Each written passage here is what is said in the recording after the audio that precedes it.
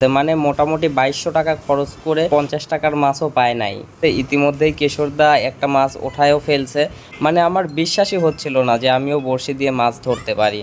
আজকে শুক্রবার আর আমরা কয়েকদিন আগে থেকেই সবাই মিলে প্ল্যান করে রাখছি যে আমরা বিলসাতে বড়শি দিয়ে মাছ ধরতে যাব, আর কে কেমন মাছ ধরতে পারে এটাও একটা পরীক্ষা হয়ে যাবে। তো শুক্রবার জুম্মার নামাজ কালাম পড়ে বের হয়েছে, এখন বের হয়ে 2 মিনিট আসতেই পারি নাই কো দেখি সেই রকমের বৃষ্টি শুরু হয়েছে। তো আমি পাশে একটু দাঁড়াইলাম, তারপরে আধা ঘন্টা পরে বৃষ্টি একটু কমছে, কমার পরে জনিমা আমাকে সাথে নিয়ে আমরা চলে আসছি বিলসায় আসার পরেই দেখতে পেলাম গুড়ি গুড়ি বৃষ্টি পড়তেছে, আর এই বৃষ্টির মধ্যেই দেখেন কিছু মানুষ স্পিড বোট নিয়ে বেড়াচ্ছে। আমি আর জনি মামা আসার আগেই মিলন ভাই, বিল্টু, কেশর দাদা সবাই মানে আগেই চলে আসছে। তো এই যে দূরে যে নৌকাটা দেখা যাচ্ছে এই নৌকা আর এই নৌকা, এই দুইটাই আমাদের নৌকা। বিলসায় এসে কল দিলাম, কল দেওয়ার পরে তারা আমাদেরকে কিনারে নিতে আসলো। এখন আমরা নৌকার উপরে উঠবো। তো নৌকার উপরে উঠবো আর কি, এখনো গুড়ি গুড়ি বৃষ্টি পড়তেইছে, তাই আমরা এই যে এখানে ব্রিজ আছে, ব্রিজের নিচে একটু আশ্রয় নিয়ে এখানেই মাছ ধরার চেষ্টা করতেছি। আর এই মাছগুলো কেশরদা আর ডলার দাদা সকালে আসছে, 7টার সময় এসে এই কয়টা মাছ ধরছে। মানে মোটামুটি 2200 টাকা খরচ করে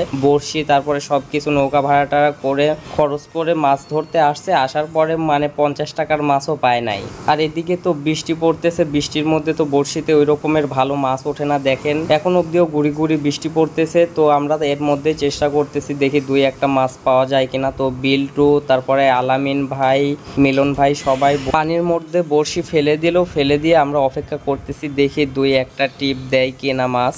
আধা ঘন্টা কোনো রেজাল্ট না পেয়ে মিলন ভাই বিরক্ত হয়ে আমার হাতে বড়শি ধরাই দিয়ে চলে গেছে। ইতিমধ্যেই কেশরদা একটা মাছ ওঠায়ও ফেলছে, আর একটু আগে মাহাবুর ভাইও একটা মাছ ওঠাইছে, ওইটা ভিডিও করতে পারি নাই। আর কেশরদার মাছ দেখেন ডলারদার হাতে দিতে লেগে এই নৌকার ভেতরে চলে গেছে। এখন নৌকার ভেতরে তো পানি আছে, মানে এই ছোট নৌকা, তো ছোট নৌকাতে হালকা হালকা পানি ওঠে।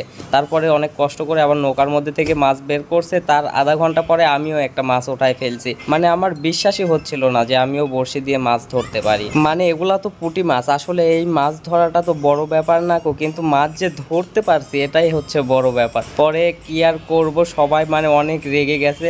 এই আমরা আসার পরে 3টা মাছ ধরতে পারছি। পরে সবাই মিলে সিদ্ধান্ত হলো যে এর মধ্যে আসলে মাছ ধরা সম্ভব না, যেহেতু বৃষ্টি পড়তেছে, তাই আমরা একটু ঘুরে বেড়াই, তারপরে দেখা যাক কি করা যায়। মানে সন্ধ্যা হতেও আর বেশি সময় নাই, তাই আমরা বললাম এখানে আর সময় অপচয় না করি, মাছ মনে হয় পাওয়া সম্ভব না, শুধু 2200 টাকা অপচয় করা হয়েছে আমাদের। তাই আমরা ওইখান থেকে একটু বাইরে গেলাম বেড়াইতে। ইতিমধ্যে আবার বৃষ্টি চলে আসলো, আমরা ব্রিজের নিচে আসলাম। আসার পরে কিছুক্ষণ আড্ডা দিলাম, দেওয়ার পরে সন্ধ্যা হয়ে গেছে। এখন আমরা নৌকার মালিককে নৌকাগুলা বুঝিয়ে দিব, এই জন্য নৌকা যেখানে ঘাট ওইখানে যাচ্ছে। পরে নৌকা থেকে নেমে বাসার জন্য এই যে খোরমা নিয়ে নিলাম, খোরমা টোরমা নিয়ে বৃষ্টিতে ভিজতে ভিজতে দোকানে চলে আসছি। দেখেন সবার কি অবস্থা, সবাই ভিজে একদম কাকের মতো হয়ে গেছে, মনে হচ্ছে কাক ভেজা ভিজছে।